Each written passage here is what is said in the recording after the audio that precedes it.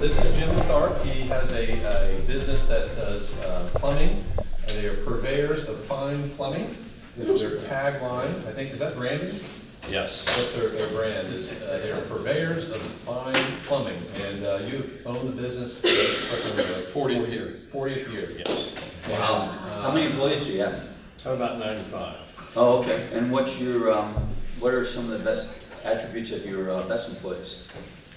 Well, we've created incentive systems all along to really help them and promote education within the ranks so that everyone has an equal chance to go at their own pace and hopefully be more contributing to the business and thus become more valuable. Mm-hmm. And elaborate on the, like, what kind of incentives? Well, most of our group is field folks. So 80% of the people we have are in the field, so we created, 20 years ago, we started something that would individually incentivize each crew that was working. It wasn't a end of the year, it was something where we gave them what labor we had on the job, and if they beat the labor, we started giving them back a portion. We've taken 3-4 steps up, and now we're giving back 50 cents on the dollar, or whatever they say. Oh, well. So we have. Would that hurt or help them doing customer service? Well, because we don't do repair, we're doing commercial work. It greatly enhances their relationship with people who they can get favors from, as well as that help them do the work in the process of the schedule. Wow. So, I mean, we've had people that have received after, we did the Citrus Bowl here in Orlando, and we had 48 people that received about $150,000. There were people at the low end of that, and there were people at the high end of that, that we gave back. And it was only a 9-month project. We've had other projects that school jobs have gone on for a year, and again, they know every week where they stand. So it isn't a big surprise at the end, because the convenient thing for an owner to say is, oh, you ran out of labor 2 weeks ago, so there's no bonus. Right. But we gave them a way of tracking what it was so they can always see what's going on, and they know what their bonus is going to be. Wow, that's a good tracking. I don't think most people have that kind of tracking process. Well, it's something you don't, you pay for it, you develop it over time, and you find out that in order to ensure the trust, because bonuses and all the incentives in the world don't mean anything unless they work. Yeah. So as you increase the number of folks, and each year we were giving awards for who was the best money saver, who was the best, who made the largest amount. I mean, people doing certain jobs. We had a young man in his crew, and he said, well, I'd rather do the job and do 60 hours a week. And at the end of time, they split $34,000, the two of them. It was about a 14-month job. So for them to work 60 hours a week was a great incentive, instead of bringing in a whole lot of help who really didn't give a damn about what was going on. And they did, and they worked. We had 5 father-son teams. The father and son teams didn't always get along. They'd go to separate ends of the building, but again, they were incentivized because in the end, they were always making money, and those teams were the ones that excelled over time. So we knew that this had a great deal of traction. So when we started, we had about 1/3 of our groups making what we consider now PI, like PI, PI, and it's our purveyor incentive is what we call it. And now we're up to about 73-74% of the crews are making PI, because they know that they're not going to have someone just show up for a day unless he's willing to work. If he's willing to work, otherwise they send him packing. So they're incentivized from the beginning. And then, like I said, each week, if they have 4 on their crew, there's 160 hours that gets added to that number each week, or 2, then there's 80 hours, and they can see it, and they know where they've charged it to. They know where they're over, they know where they're under. So it takes a lot of the mystery out of it, and it increases the trust factor from the management side. So at the end of time, and we pay out every 4 to 6 weeks. So we don't wait till any end of the year. It's done as a periodic. So usually within 60 days of the close of a job, they're on to the next thing, and they have received some sort of compensation for what they did to save money. Right. So if I was using you to do my stuff, I would love to hear that in the sales process. I would think so. Do you use it? Have you At incorporated? times, Sure. That kind of differentiates you from your competitors. But when you really assume, when you take overhead, and our overhead figure is, let's just say 42%, when I'm paying out 50 cents on the dollar for every dollar saved, what's it really costing me? 8 cents. And then by the time you put all the other goodwill that comes along with it, these guys are, you know, we're having people, we have our own training program. We offer it to them to incentivize them to work at their own pace. Well, we've had kids go through in 19 months, it's a 4-year program. Well, he has a monetary gain by reaching a status, taking his test and getting journeyman. And if he's a journeyman, I'm not gonna go out and throw him on a large job, but I may test him on a few small jobs. He'll see that the incentive works, and he's wanting to pick up more knowledge and get along better with the people, and he'll grow in maturity. Maybe he had that from his parents, maybe he didn't, but it's something that he's getting from us. So with our own apprenticeship that we have, you know, we've had other people say, oh, we're gonna send him an apprenticeship, and it's become, you know, it's mirrors and shadows. Well, we have it, we're state certified, and the investment, sure, it doesn't happen overnight. It was a 3-year deal, and it's probably cost us $100 grand, but the worth for it is we've had probably 35 people of these 75 or 80 that are in the field right now came from the apprenticeship. Mm-hmm. And they have a vested interest in longevity and being loyal to what we try to teach them. Sounds like a good system. It has worked so far. Yes, sir. Jim, I have a question. It sounds like you pay a lot of overtime. We have. Eastward One, we've got a bomb coming at us with this new overtime rule from the Department of Labor for folks that live in the 932 a week. How's that going to affect your bonus program? Have you taken a look at it? Well, we're talking hourly versus salary, and I think you make a differentiation between that with. It's 932 regardless. Well, for the folks in the field. He pays hourly, you're talking about people's salary. No, it's actually the rule applies to both in this. Well, yeah, he pays overtime for hourly. I pay everything for overtime hours. He already pays. Every single week. If you have 1 hour, if you have 41 hours, you get an hour for Yeah, but overtime. is it not gonna affect you when you're paying, when you're, like, we have people on salary now that don't reach, I don't have salary. no salary, any salary. Well, no, we have, the upper echelon has salary because they're running crews, they're running departments. But everyone else is hourly. I mean, my daughter works at the firm and she's hourly. Okay, because she's not running a group, she's not running a department. My other daughter is running a department and she is salary. Right, let me see if I can clarify my question. Right now, you have somebody in a business or somebody that's working 50 hours a week and they make $550 now. They're exempt from overtime. Is that a true statement? Is that a? So wait a minute. I think you're crossing over wage and hour the wrong way, sir. I really do. Hourly people in the field. It's the issue's confusing. But we were going on the incentive issue, we weren't talking about the overtime issue. You have to pay him overtime. I am paying them And you overtime. are. Your example, if a guy works 50 hours a week and he makes $10 an hour, then that extra 10 over 40 is time and a half. So he makes an extra 15. $5 an hour. Yeah. So you got $15 an hour for the 10, So- and then 40 at 10. The answer to my question is, the December 1 rule is not going to affect you at all on your bonus program or your compensation. No, sir. Not on hourly. No, sir.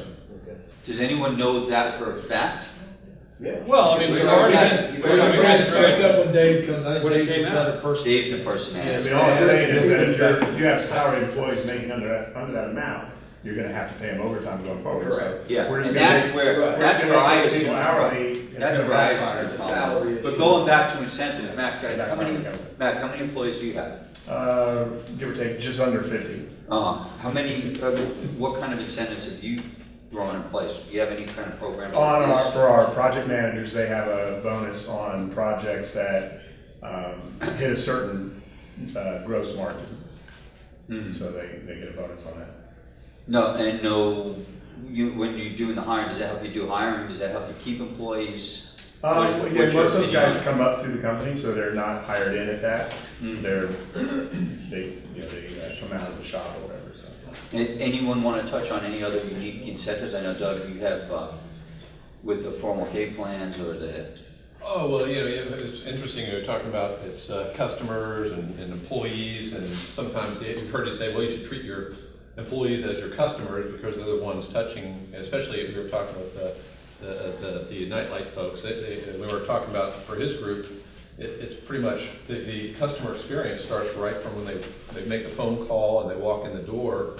So when the nurse sticks the child with the needle, if one thing goes wrong, they've had a bad experience. So you have to have very good employees across the board. And there is a big cost to turnover, and to help stem that turnover issue, which Seth, you can probably address because you're doing the recruiting. There's a big cost to turnover. There's ways to help offer incentives for employees, which not only the bonus, but it's also paid time off and flex time and flex space, also, and just health insurance is a high one now that healthcare reform is becoming more prevalent. Retirement plans, these are all intangibles that should not be overlooked. And a lot of times there are. People are like, oh, we got to cut costs, and then you cut those costs, and then those employees leave, and it snowballs where you lose those employees, and that affects the bottom line. So don't overlook that. Yeah, I've got a question in regard to the room, in regard to how many people have qualified retirement plans in place for their employees. Is it something that's out there? Great deal. Speaking of the Department of Labor, they're starting to impact retirement plans and qualified retirement plans. So they've got some new things that are partly going to be implemented in 2017, and then finally be implemented in January of 2018, where you're going to be taking on more fiduciary responsibility in regard to those plans. In other words, instead of just putting it into place of an advisor and letting them be responsible for that, you as an owner or manager of that company, as a trustee of that, are going to be taking on more fiduciary responsibility.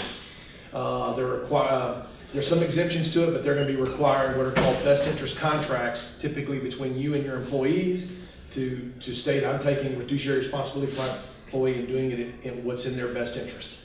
And Is that as far as the investments or as far as setting up the plans? This Like is in offering regard plans. to what's being provided to your employees within that plan. So it's too much complexity to get into but to know that if you're just kind of on autopilot in regard to your qualified retirement plans for your employees, make sure that whoever you're working with in regard to that spends time with you to go over the new rules that Department of Labor is going to have, and make sure that you're putting in place or have some plans to implement that going forward. So it's important to have like a financial checkup. Yeah, in regard to it, yes, absolutely. Any other comments as far as? Well, I was just going to say that there was something that we determined, because we're primarily in a blue-collar scenario, and to offer continuing education to people that were in that world wasn't something they were grabbing onto. So with some help, we set up a children to go to college plan that we set up for kids that were in 7th grade. And we've got the principal, we've got the teacher, we've got the parents and the child involved in it. And we have about 18 of our kids that are started in 7th grade. 3 of them are in college now. And we try to help them out by good grades starting at that time, and we throw in a stipend for them that grows so they can use it towards college. Wow. And that's been something that we have seen some remarkable changes in the way the students looked at what they were doing, because all they'd ever seen in their lives was nothing wrong with dad being a plumber and mom being a hairdresser, but the idea of going to college was never something that was discussed or was never talked about. So we have meetings that we talk about them having the opportunity. It could be going to Mid-Florida Tech and going and doing, welding. It could be doing something here at Valencia. It could be doing a lot of different things, but they've never been exposed to it. So the first year we did this, which was 2007, we had 4 people who increased a letter grade overall in where they were in college, in high school. We had 2 people that increased 2 letter grades. And fortunately, those kids went to University of Florida, the other one went to FSU. So it wasn't like they just got in by the skin. All of a sudden they had a wake-up call and something hit them that before that, I think, and they know that they have, we have a number of graduates that work for us, either from U of F or from UCF or other colleges that working there, and so they know that they can call and talk to them because mom and dad don't have any knowledge about it.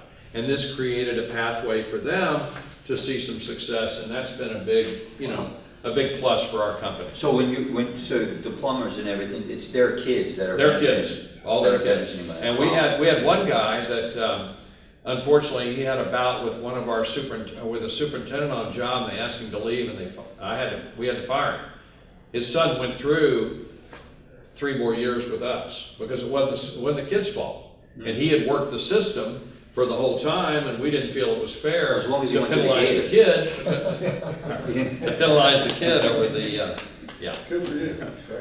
That's an awesome story. Wow, I never Well, to think expected the go. parents are coming back and going, I never did well in school. Some of them didn't even get their GED, and they're saying, and my kid raised his GPA 3/4 of a point or a whole point, and he's really taking an interest in studying or doing something. And knowing, we recommend the Khan Academy. We've said, go look at the things you want to do. Look at the things you dream about. And try to promote that because it's something we feel is important. It's not going to fit everybody, but out of I'm going to say there's 44, 45 kids that are eligible. We have captured about 45% of those kids. So I'm pleased with that. Wow. That ties the employees. I'm done. I don't need any more to say. Just about did it for me. Chris, do you want to tie into how stuff like that helps customers? Sure. So I guess what we've talked about today with employees and incentives is that it drives behavior, right? So it drives behavior in your employees, and then ultimately the reason you're doing that as the owner of the company or as the manager of a company is because you want to improve your environment, you want to improve your company. You can do the same thing on the customer side. So I kind of thought of some examples just of ways that is done. One is, the first one I'll talk about is more retail, which I know doesn't probably apply to as many people here, but to some of you if you're business to consumer business. And then I'll talk about a couple that would really apply to any type of business, any customer base. And the first one is, I thought it popped into my mind this morning because I was at a gas station, a Speedway gas station by my house, and the lady wouldn't let me leave the counter without one of these little discount cards. I never go in there, so I didn't really want the discount card, but she insisted I take it to save 15 cents on my cup of coffee. And that was customer loyalty program. So I'm sure you guys have seen that. Walgreens, CVS, everybody's got these things now. What are they really doing? Well, for me, I guess the perception is I'm getting a discount. So if I'm a regular customer at one of these places, I can rack up points and I'm going to save money on my product. But for them, the benefit is that they're getting my information, number one, data collection. So they get their email address right off the bat, maybe a phone number. And all of a sudden now I'm getting messages from Walgreens every week, and I know what's going on, what kind of sales they have happening. The other thing they're doing is they're tracking your activity, your purchase activity at different locations. They're seeing when you buy, what you buy, where you buy. They know your demographics, and they use that information to kind of structure what kind of products they're going to sell and how they're going to sell them, place them in stores. So that's kind of the first way that I thought about that. It's an incentive that can be used to drive behavior with customer base versus employees. Another one that I see a lot is charity, and you see this in any type of business, really. Around Christmas time, right? There's a company, they might align with a local charity and say, bring in a toy. You know what? When you come to deposit your money at the bank, if you can bring in a toy, we're going to donate them to Toys for Tots. Another thing that might happen is maybe when you're purchasing something, the company lets you know that some portion of that proceed is going to go to a local organization, a nonprofit, or a charity. What you're doing, you're building some goodwill with your customers there. You want to align with charitable organizations that probably share common views between you and your customers. You're doing good for the community, but at the same time, you're giving your customer another value, another reason to buy with you outside of pricing or outside of the face of the business, customer service. So it's just another incentive that you can use. Another one that's really common, I see it all the time in businesses that I purchase from as a consumer, and I think I also see it with some of my business-to-business clients at the bank, discount on future purchases. So if you buy from us today, because you're an HVAC company, right? You're really busy in the summertime. So maybe in the wintertime, if you buy that HVAC system, we're going to give you a discount on servicing for the next 3 or 4 services that we do for you. You use those incentives to drive behavior there as well. So you're giving an added discount during the times of year when you can afford to give that discount. You want to drive your business a little bit. And then the last thing I talk about is just really simple, just offering trade discounts. So I think in like B2B businesses, that's probably the most common thing, is offering those 210 net 30 type discounts, or whatever it is, whatever structure you have for your company. But essentially what you're saying is, if you pay me quicker, I'm going to give you a little bit of a discount on the price. And we all know, I think one of the number one issues that I see, especially as a banker with companies, is they're always trying to maximize the cash conversion. Once you have that account receivable, you need to turn it into cash as quickly as possible. That has a lot of value for you on your time value of your money. So if you can drive that behavior by offering discounts, you're going to speed up your cash cycle. It's a better way than financing, frankly, if you're able to do it. It's a way to avoid financing, and it's a way to keep your business running smoothly.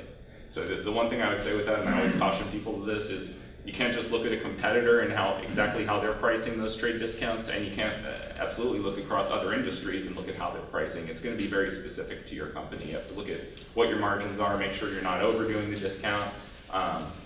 So really, just if that's something that you need help with, I'd be talking with your accountants on that. You could talk with your banker on that, just to make sure that you're pricing things appropriately. Any questions, comments? It's been it's getting a little restless. Jeff, you're gonna take it over? Yes, thank you, folks.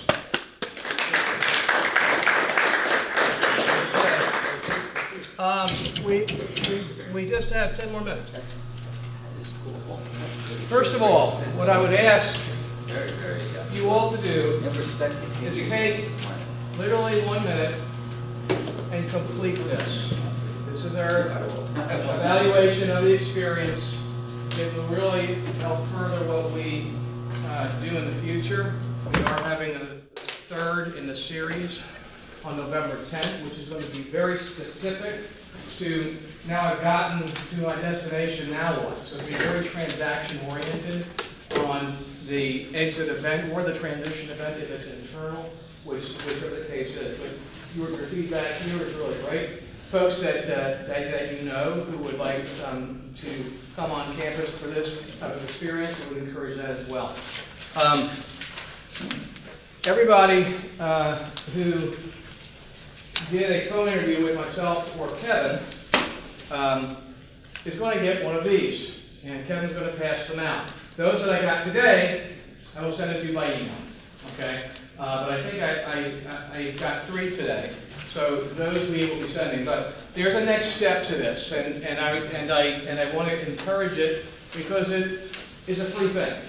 Effectively, a group of us will be looking to speak in an hour over a beer or a cup of coffee about your specific issues. So we want to translate what happened here more specifically to your situation. Then there'll be an offer if you want to go into a deep dive. Again, something gratis, but it will connect all this content to something very specific. Because the idea here is we want to be able to give you something that you can work with. Okay? So we will be reaching out over the next several weeks to do that. Lastly, what I'd like to do is I'd like to invite Dr. Hedayat from Valencia College up here. He's going to share some of the things that we have been doing, we're going to be doing in the future, and how you can be part of it. Doctor. Thank you, Jeff. Good afternoon again. Jeff asked me to spend about 5 minutes. Next year is Valencia's 50th anniversary, and I think I tried to put that 50 years in 5 minutes. Well, Valencia started back in 1967 in junior college, and we were having a few portables right at the L.B. McLeod and John Young, where I'm referring to right now. And in 1967, and when we moved to this. Speak a little louder. Louder? Yeah. Okay. So when we moved to this campus back in 1971, that's the first campus for Valencia College. And then we changed our name from junior to community college. So we became Valencia Community College in 1971. And today we are multi-campus, 5-campus college. And the 6th one right now, we had a groundbreaking in Ponciano. we started with the cost of the credit back then in 1967 was $1. And you were paying up to $7 to take to as many credit you wanted. We were part of the Orange County school system. We were not part of the Florida State college system. So when we became community college, then we became part of the Florida college system, and our district became Orange and Osceola counties. Today, we have almost 70,000 students, over 100 daily associate science degree and associate art degree programs.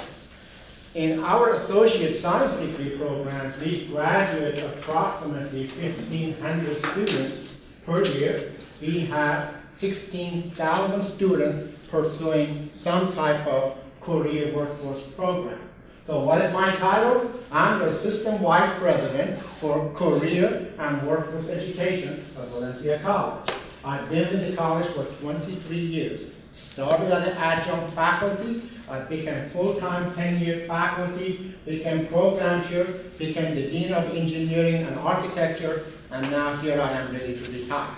Anyway, so the career is in my blood. I love to connect our students with our business partners. So when I met Mr. Gallo, and I heard about what N Perspective is and what this CEO Leadership Forum is, I said, we want to be your partner. We want to help you to grow together and see what we can do. So when he said, when I heard his vision, I said, really, that's the vision of what? Valencia College. Because we have 4 strategic goals. The first goal is build pathways. We build pathways for our students. No matter at what step they come in. They can be 50 years old, they come to college because they want to get some credential, they want to get a degree, they can come straight out of high school, or whatever have you, you build pathways. We build in the community. We are part of the community. Without the community, might as well we close the door. So we build in the community. The other pathway that our strategic goal is that invest in each other. So we invest in you. You invest in us. And together, one voice, we will really respond to the need of our community. And at the end, the 4th strategic goal is learning assured. So when we partner with one another, we build pathways, then definitely learning is assured. And when our graduates leave the college, we have 95 to 97% placement rate. We do not offer programs that does not lead to high-skilled, high-rate jobs. We have right now, most of our, the student right there, we have a program, our digital media. Right now, I'm filming this. These are our digital media program from East Campus. When our students finish this program, they become freelance. I don't know, our program chair is sitting right there, and Rob McCaffrey. Excellent program, and one day I'd love for you to go to East Campus and see the facility, the state of the art. So when our student leaves college and come to you, they are ready, they have the skill set that you're looking for. So we want to partner with you, we want to work with you, and Mr. Gallo mentioned about Valencia is looking at a 4-year degree in business field. Yes, we work with our partner, the University of Central Florida. This building is called University Center. UCF is right across the hall, and they recruit our students through the Direct Connect. And Direct Connect with UCF means our graduates are guaranteed admission to UCF. They don't have to go anywhere. They finish their 2-year degree, guaranteed admission. 5,000 UCF students just go through this building. They graduate their 4-year program from UCF without putting a step on the main campus. They stay right here. And what's the beauty about this facility, this campus? You don't pay any decals.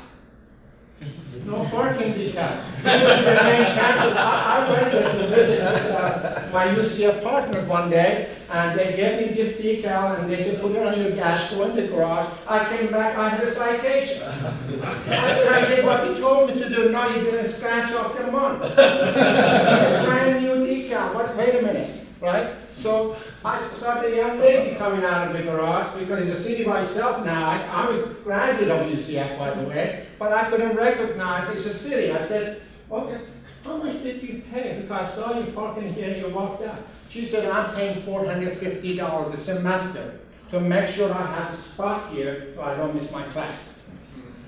I said, you should come to Valencia. So we are pursuing, we work with our university partners to make sure that we meet the unmet need in our community, the workforce need, and therefore they told us, Valencia, yes, we do support you to develop a 4-year degree in business management and supervision. So we are in the process of developing our program. In the proposal and the notice of intent, in no more than 2 years, we will have the program up and running. So that's the perfect timing because that's where the CEO Leadership Forum comes in because Jeff is going to help us to provide scholarship for our students that are pursuing that degree, internship opportunities, and I heard you talking about plumbing and everything else, the apprenticeship program you have. I love that program. And we do a lot of partnerships with our business partners in the region. Many major companies I have worked with, and when they heard that what we can do for them, they said, my goodness, it's our fault. We should have come to you a long time ago. We provide in-house training, so when you pay a lot of money for that person to work and to provide the training, let us do the training for you at a very minimum cost. I heard you talk about the Fair Labor Act. Let our intern to help you with that. So you don't have to pay that over time. I'm not saying that you shouldn't, but if you want to save money, let our students do the internship, they are expert, they are skilled, our faculty do a great job, and I want to thank you for the opportunity. Welcome to our West Campus, and see you again. Just to quote Paul Harvey, or just to take from the theme of farmer. You know, God put the entrepreneurs in this room and in this country here to provide that special experience for our young people. Absolutely. So let's just count ourselves as farmers, tilling the soil of young talent. Awesome. Can I share one thing? You just mentioned that. At Valencia, we have a program that says Tech Stop in Children. We call it Valencia's Promise. And all we do, we are asking our business leaders to take one student as a mentor. Be that student's mentor. This year, we are going to select 50 students from 3 high schools, and we ask our business partners to take one student or two. You meet with that student once a month, and at the end, when they graduate, now they have focus based on the mentorship. Valencia College will pay the 2 years expenses, classes, tuition free, so they can finish the 2-year program as a result of the mentorship. Our foundation has promised to pay for 50 students next year through this Valencia Promise. So if you want to take a student as a mentor, please let me know. That's fantastic. Any questions? I want to thank you for coming. Safe driving. If you could, leave your evaluation forms behind, and we'll look forward to possibly seeing you next time.